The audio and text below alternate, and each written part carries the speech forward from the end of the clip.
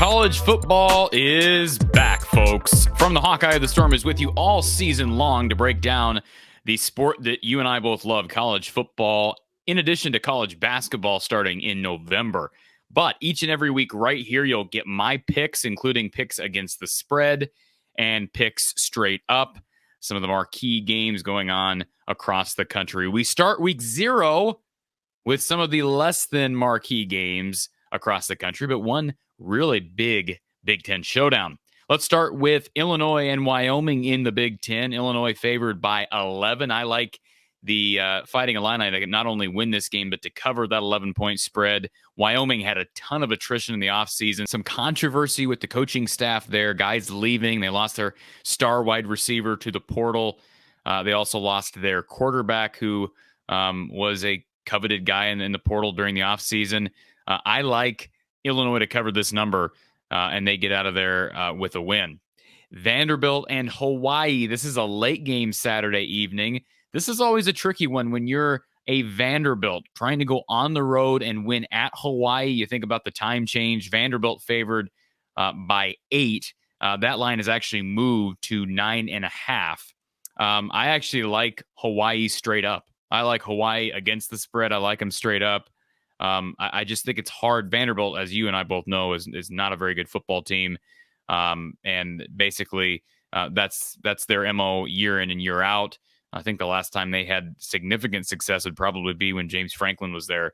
It's not just playing in that conference. That's just one of the worst Power 5 schools, maybe the worst Power 5 school out there. I think maybe worse than Kansas. I like Hawaii to win at home. Just too much travel. I don't know when Vanderbilt got out there, but trying to play that late game on Saturday, tough for opponents. And Hawaii, certainly a respectable program. Nevada and New Mexico State, that'll be an evening game as well. The Wolfpack, a team that the Iowa Hawkeyes will play in a few weeks in a night game, but Nevada will start with the night game against one of the worst teams in all of college football. They were 2-10. New Mexico State was last year. Nevada favored by 8.5. I like Nevada to cover that number. I don't know what to expect at New Mexico State, but they were deplorable last year. Nevada's got a change in coaching staff. They lost their head coach to Colorado State. Former Iowa guy, Jay Norvell, is now with the Rams. But I like Nevada to win, and I like Nevada to cover the number.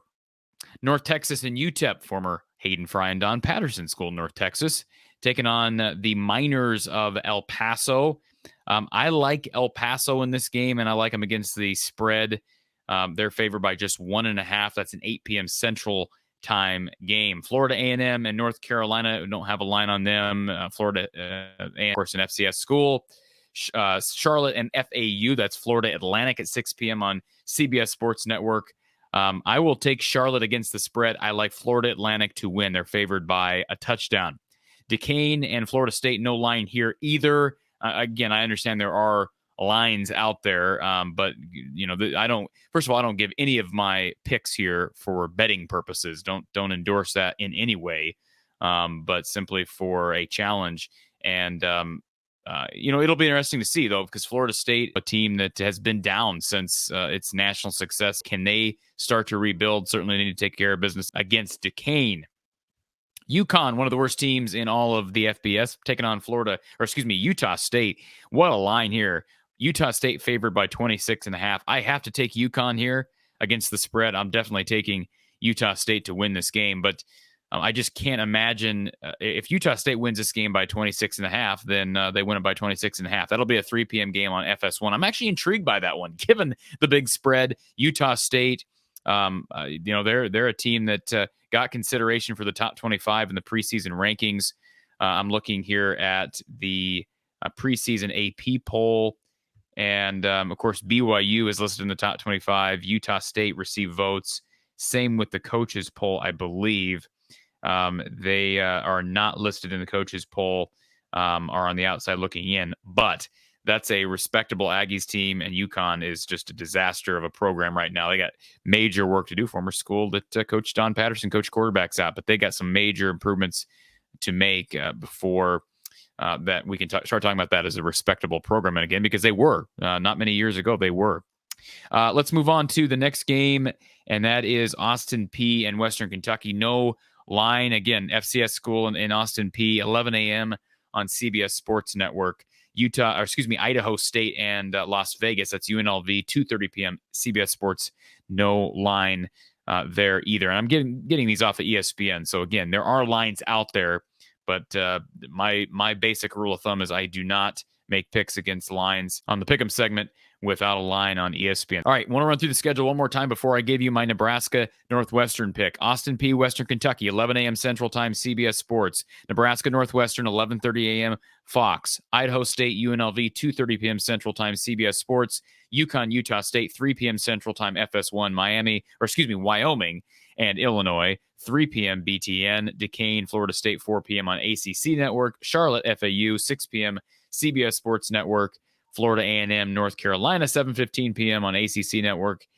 North Texas, UTEP, 8 p.m. Central Time. Nevada, New Mexico State, 9 p.m. On ESPN2. And Vanderbilt, Hawaii, 9:30 p.m. on CBS Sports Network. I wouldn't normally run through all those games, but boy, I just feel giddy to have college football back and college football on all day long on Saturday, August 27th, which is tomorrow. I'll be releasing this on that day. All right. Northwestern, Nebraska, the biggest game of the week, and it's a huge game with massive implications for Scott Frost. Here's a guy who has continued to be endorsed by this administration, but you have felt tension over the past couple of seasons. Last year, Nebraska playing everybody close. They blow the doors off this very Northwestern team, play everybody else close, including Ohio State, including Iowa, including Wisconsin, the best teams in the Big Ten. For the most part, I should say, some of the best teams in the Big Ten, Michigan State involved there as well, but just could never get over the hump, continued to make dumb mistakes, special teams gaffes, and until they prove it otherwise, I have no faith taking Scott Frost in a battle of coaching. And yes, do I believe Nebraska has more talent in this game? Absolutely. They've grabbed more in the transfer portal. Casey Thompson, certainly a guy who you expect to come in and I think give them a boost, although Adrian Martinez has had his moments. He was a bit erratic. Casey Thompson, really good pickup in the portal, as a guy I was hoping I would look at. But you look at the flip side of this, Pat Fitzgerald, yes, they had a down year last year. The Wildcats were not a good football team, lacked talent. They've struggled at quarterback since 2020, really. And, the question is, do they have the talent to hang with Nebraska? I would have to think that development-wise, they've come a ways since last season. And I just think the talent gap is not great enough to, and it could be. Certainly, I'm not making any guarantees here, but this is the basis for my pick. The talent gap, to me, is not substantial enough that it cannot be overcome by good coaching. And when you factor in a long-distance travel game, and I know they've been there in Ireland now for probably, a few days at least. I don't know when they arrived. But when you're going overseas playing in Ireland, something that most college football teams will never do, you better have a good leader. You better have a guy that keeps you grounded and solid. Is anybody here going to tell me that Scott Frost has any chance of doing that better than Pat Fitzgerald? And certainly from an on-field coaching standpoint, there's not a chance in this world that Scott Frost outcoaches Pat Fitzgerald. Now, there's a chance that they win. There is a chance that Nebraska wins. They're favored by 11. I think that's way too high. If they cover that number, okay, then we'll talk. And certainly that won't prove anything on a grand scale, but it will at least, it'll hush the naysayers, including myself. I've got Northwestern against the 11-point spread. I've got Northwestern straight up. I think coaching-wise, Northwestern gets it done. Pat Fitzgerald is going to use, I'm sure he has been using that blowout last year against the Huskers as motivation. And the moment you start counting out the Wildcats program behind Pat Fitzgerald, that's the moment they strike. And I think it's going to be a really, really awkward situation if Nebraska loses. If Nebraska loses, could Scott Frost be in danger of, if he doesn't get things on track quickly, could he potentially be fired midseason?